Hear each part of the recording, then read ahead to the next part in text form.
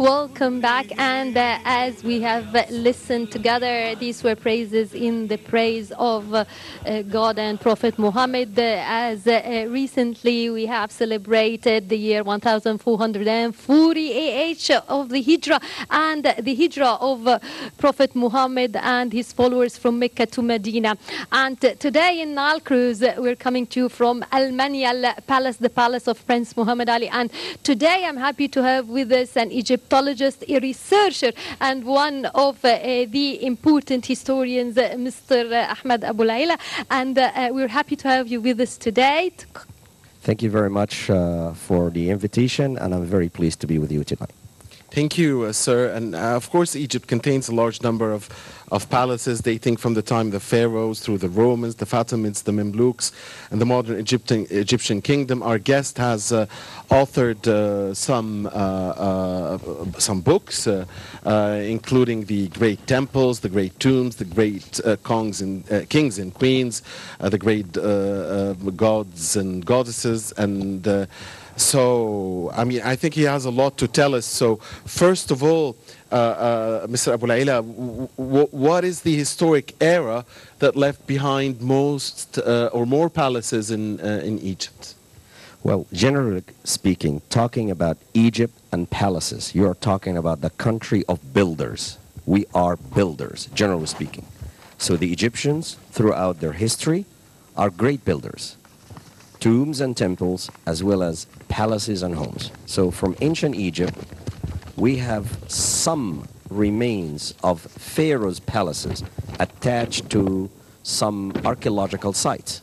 And those palaces' layouts and their architectural features showing clearly that the ancient Egyptians 4,000 years ago and even 5,000 years ago were great palace builders. And this tradition continues throughout Egypt history, from the Greco-Roman period to early Islamic period, all the way to Mamluk and Ottoman period, all the way till this wonderful piece of art where we are.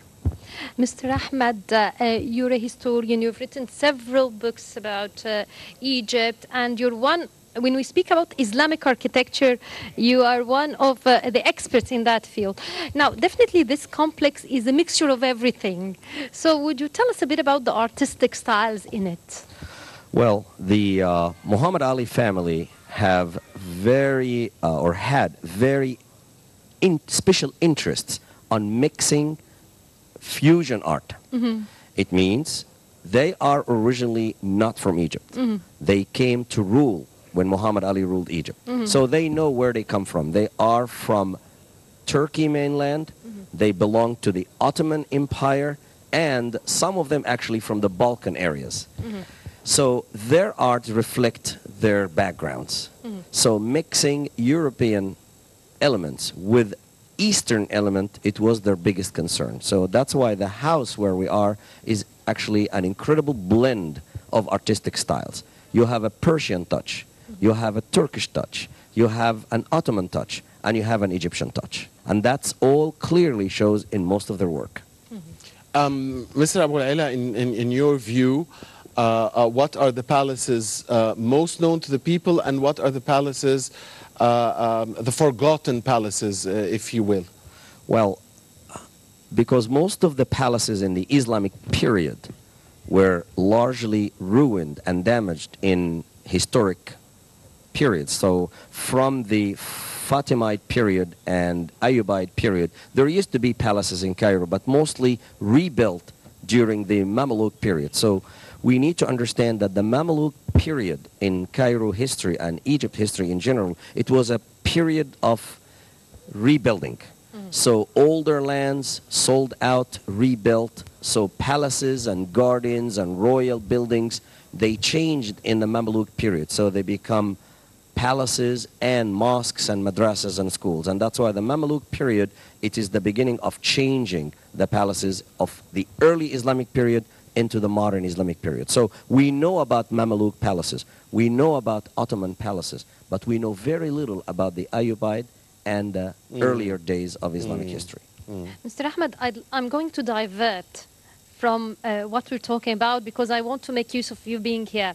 And I'm interested in the title of one of your publications, which is By Way of Accident. Yes. Yeah, it seems quite an interesting title. This particular research was like a dream research for me. It was ideas in my mind about major discoveries happened in Egypt in the last 200 years, and the mere accident always an element in the middle of the discovery. So there are discoveries made by donkeys, goats, camels. There are discoveries made by farmers, uneducated people. Discoveries while building bridges, discoveries while building tunnels. So these are accidental discoveries. So I started to research all those bits and pieces of stories about accidental discoveries. I put them all together in one big research, and it was published in Egypt in 2013, 14, and published in the United States in 2016. And it was best-selling on Amazon for almost a year. Because when people buy the book, they read stories about Egypt, stories about modern Egypt, stories about ancient Egypt. Would you give us an example to share with us? An example about major accidental discoveries happened recently in Egypt, but the whole world knows about it. For example, the Egyptian government in the 1980s started building a major bridge in Alexandria in the area of Kabari, near the harbor.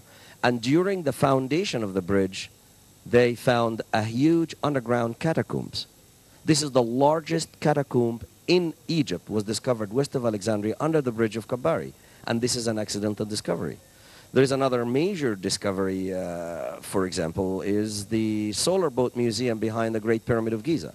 In 1954, they are clearing a lot of dirt, rubbles, and debris behind the Great Pyramid. And then accidentally, they found the large slabs that hides the underground room where the boat of the king is still buried there for 5,000 years. And so on and on and on. Stories. Egypt is full of stories.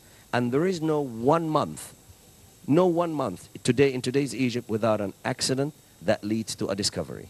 So this is like a continuous legacy of Egypt in modern time. Yes, and what really interested me when you said that there were some discoveries made by animals. So Yes. could you give us an example of There is those? there is one famous story from the 1880s. There is a child in the village of Korna outside Luxor, and he was chasing his goats by the mountains behind the village, in Gorna village, nearby the Valley of the Kings. And the goat fell in a hole outside the village, like a mile away. He returned back to his uncle and his father and told him about the story, and he's missing a goat from his herd. So the father and the uncle at night, they led by the child all the way to the hole where the goat fell. The goat's still there in the cave talking to them, so that what led them to go down to the cave, to pick up the goat. But what they found there, 55 coffins of pharaohs of Egypt buried in this cave for 3,500 years, which is the most famous discovery in the area of Luxor, known as royal mummies cache. So that's an accidental discovery by a goat. Yes. Now, when you, because I understand also that you have your own private tools that you hold and you lecture, when you take groups here at the Manial Palace, usually which is your favorite room? Manial Palace for me is always a sweet visit because it is an opportunity for me to speak a little bit about the Muhammad Ali family. It is an opportunity to speak about fine art in Egypt towards the second half of the 19th century. The second half of the 19th century is a very important period in Egypt history and art. It was not only the renovation of Cairo and the rebuilding of Cairo like a modern European city. It was also a renaissance in art, a renaissance in economy, and a renaissance in the awareness of conservation of monuments. It was everything together. The Department of Antiquities was established 1863. It means the awareness of preserving and protecting Egyptian monuments started around that time. So it was a great period of art and preservation and awareness and also fine work. The wealth, remember, the society at that time, the country at that time was extremely wealthy. The canal and the openness to Egypt, to the world, was something big at that time. Indeed. Yeah. Well.